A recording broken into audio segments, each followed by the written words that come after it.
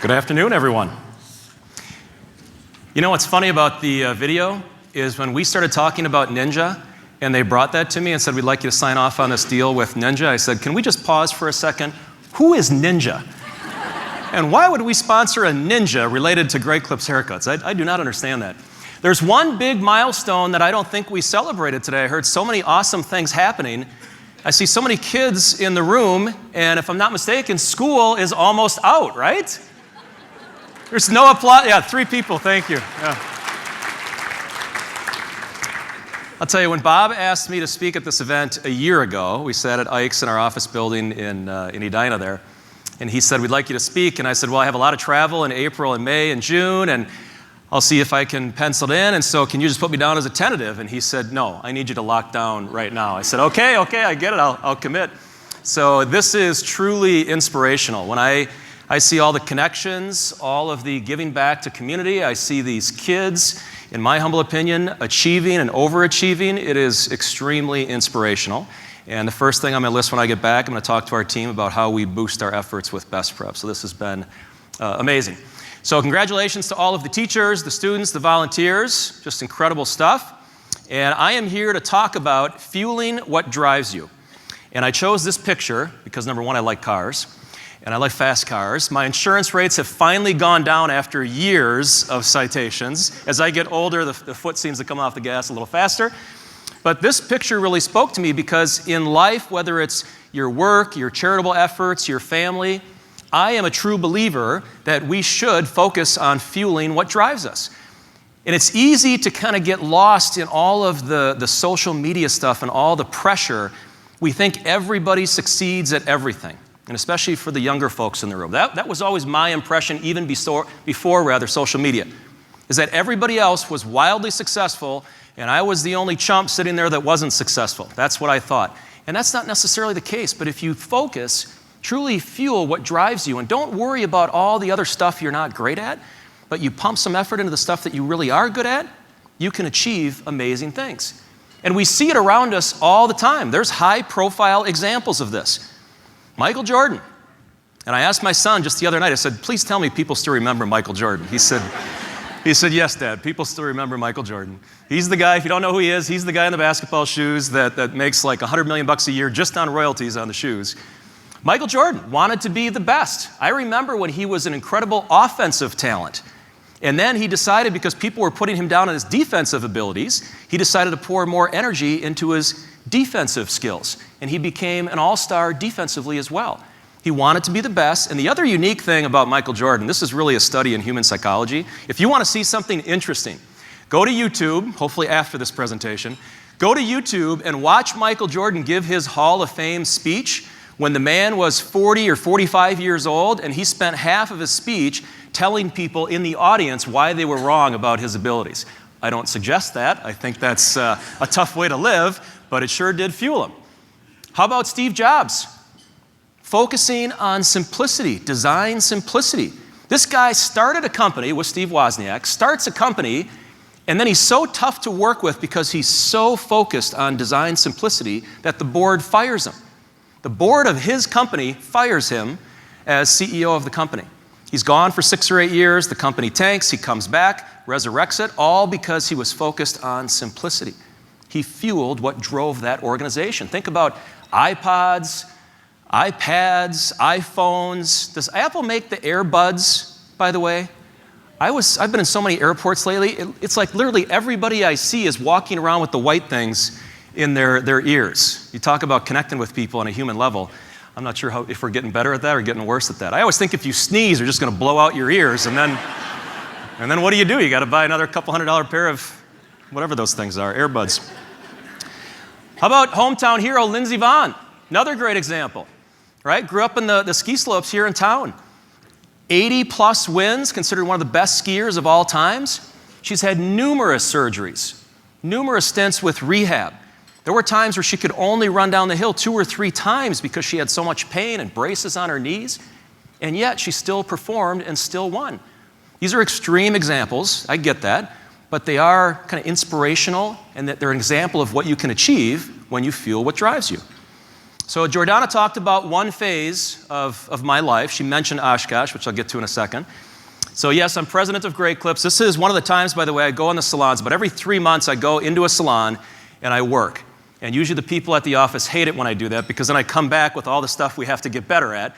But I go in and I check in customers, I answer phones. The best thing that ever happened to me is I answered the phone one time and I said, "Thanks for calling Great Clips, how can I help you?" And there was a long pause and it was a senior, elderly gentleman. And he says, "Are they hiring men there now?" I said, "Yes, we are an equal opportunity employer." So anyway, I love to go to salons and hang out with the stylists and do the laundry and sweep hair and all that good stuff. But that's one phase of my life. And as Jordana mentioned, I did grow up in Oshkosh, Wisconsin. Anybody know Oshkosh? Heard about it? Oshkosh Truck, Oshkosh Bagash, yes. If you're into planes, Experimental Aircraft Association, it's the busiest airport in the world for 1 week. Yeah, really exciting stuff, right? So Oshkosh, that's where I grew up. And everybody assumes when they see my position today that this is how I grew up as a kid, right? Dad went off to work, mom stayed home, took care of the kids. I got a little sister, a couple dogs, white picket fence, and nothing could be further from the truth. My parents divorced when I was 2 years old. So cue the little pictures of me when I was young. And so my parents divorced when I was 2 years old. So my dad stayed here in the Twin Cities. My mom took me back to Oshkosh, Wisconsin, and raised me by herself over there. And we were always broke. And I mean always broke. In fact, there used to be a lady in our office who would say to me, she'd talk about her tough times living in a trailer home that they own. And I said, we couldn't even afford the trailer home. We were always in apartments. And because my mom always worked 2 and sometimes 3 jobs, the landlord was always knocking on our door. Typically, rent was a month, if not 2 or 3 months late. My mom had a great way of playing the bill collectors off each other. So when winter would come, she would know that the gas company wasn't going to turn off the gas, right, Dave? And so we could delay. He's nodding his head like, yes, we deal with that today. So my mom knew that she could delay those bills. So those would pile up for 5, 6, 7 months, depending on how bad the winter was in Wisconsin. And then when they started catching up in springtime, then she'd start paying the gas company and slow down on the electric company or something like that. She worked hard to raise me and provide, but a lot of people have tough luck financial stories. The real interesting part about my background is that we had a lot of chaos in our lives, and Mom had 4 different men come through our lives. So I lived at home all the way through college because I couldn't afford to go anywhere else for college. I lived at home and saved a lot and worked a lot, worked 30, 40 hours a week. So these 4 guys that came through our lives, I'll tell you briefly, I'll go through them quickly. First gentleman, my vivid memory is at 5 years old, him kicking down our front door of the apartment, which wasn't hard because it was paper thin. And he kicked in the door and beat up my mom in front of me, and the neighbors called the cops, and the cops come and manhandle the guy and send him back to prison. Prison was a common refrain with the guys that my mom dated. So that was number 1. Number 2, a gentleman who was with us for about 8 years, killed a guy at 16 when he was 16 years old. And after that, it was armed robbery, burglary, assault, drugs, stealing and trafficking of stolen goods. But he was with us for most of those 8 years, in and out of jail, and then eventually went back to prison. He was the most entertaining of the bunch, and actually the one I liked the most, which, let's not go there. And then number 3 was a gentleman who was an alcoholic. He was in a biker gang. They ran drugs and guns and also insurance fraud. And then number 4 was just a drug dealer, and he mostly just sat around on our couch in his underwear and a robe. Very appealing every day, real motivational, inspirational. And so those were the 4 people that came through our lives over the course of 21 years that I was at home with my mom. And I share that because it prompted 2 things in me. It fueled 2 things in me. One was a desire to never be broke again. When I saw all the heartache that was caused by a lack of financial resources, whatever you want to call it, it created a drive in me. And frankly, I tell my kids today, I apologize to them for having achieved some modest level of success because they don't have that same inspiration. They have to find inspiration somewhere else. But in hindsight, I am so glad that I had that because it lit a fire in me to make sure that I was not going to be broke, my mother was never going to be broke, and my family was not going to be broke. In fact, the first thing I did when I graduated from college, literally 3 months later, I bought a duplex. And Mom lived in half, and I lived in the other half because I wanted to take care of my mom. And the other thing it created in me was a desire to help other people. And that was a little bit delayed gratification, but I wanted to help other people.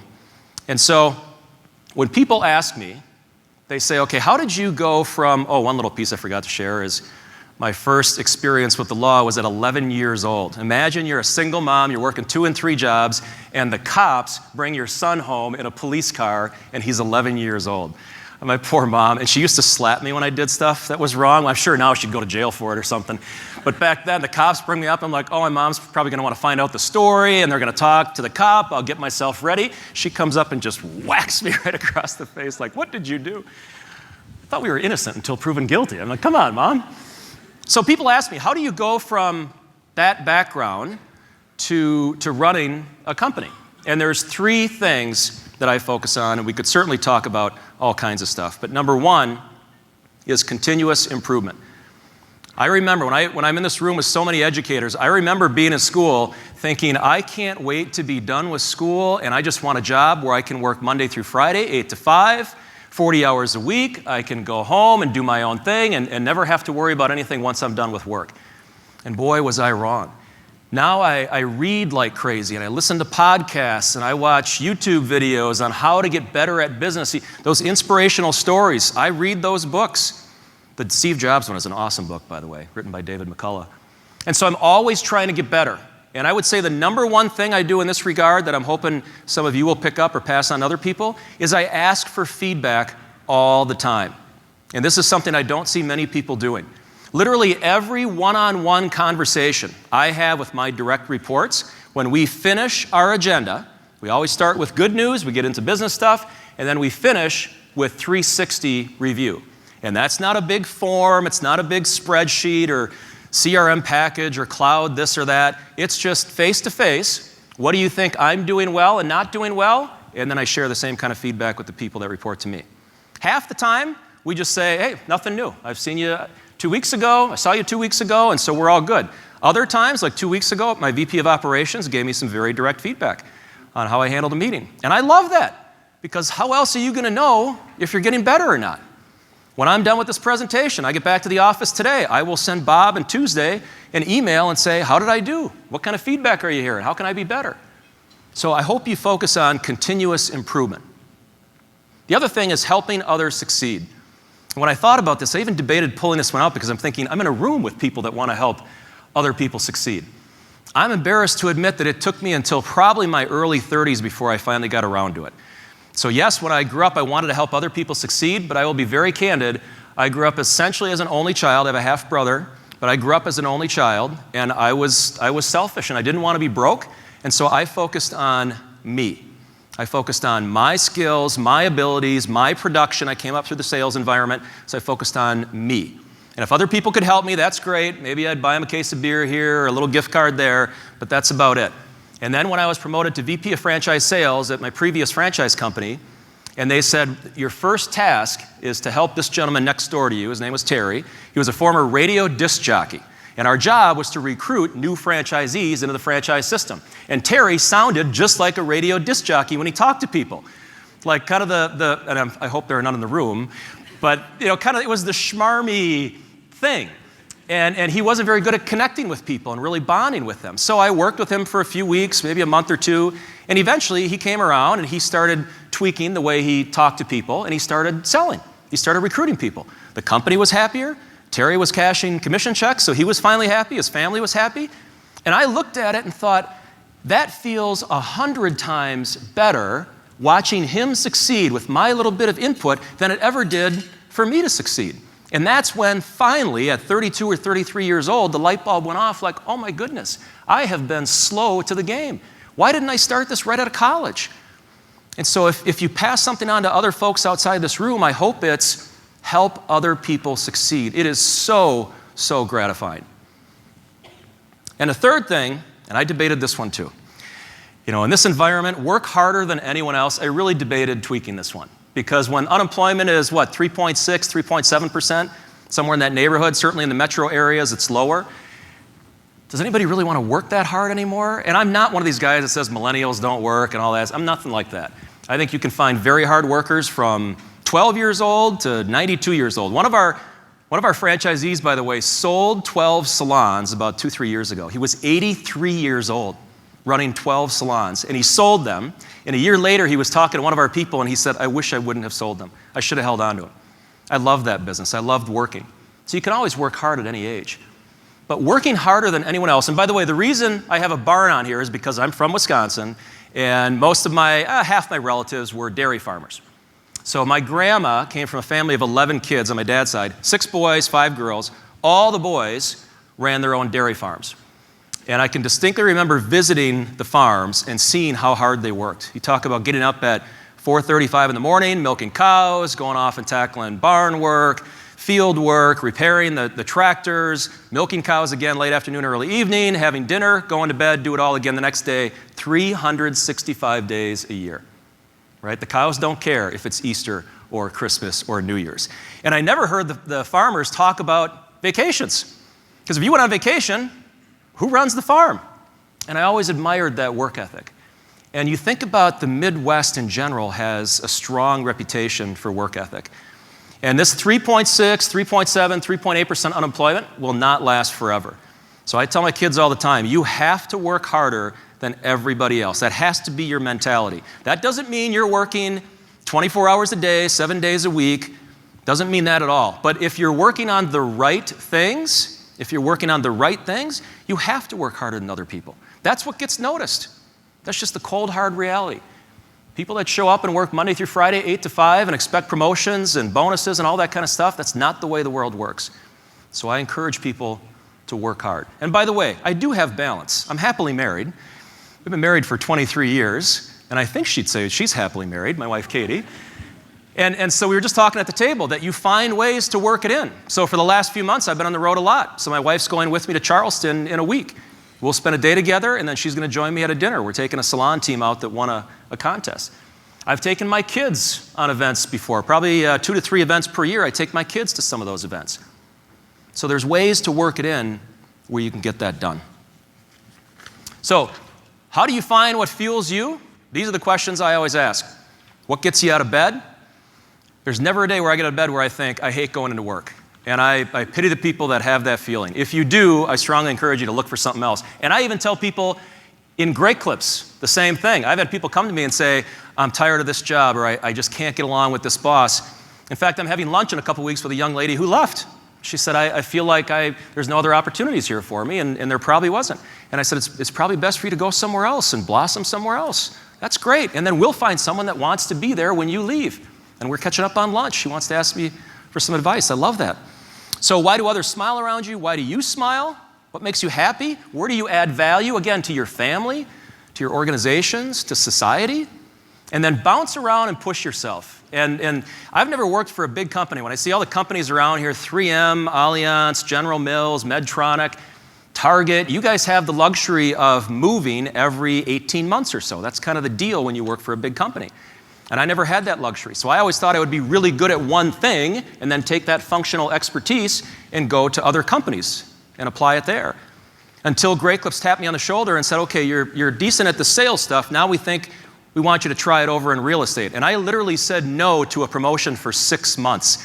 I said, you guys are nuts. I know nothing about real estate. Why would you possibly think about promoting me into real estate when I know nothing about it?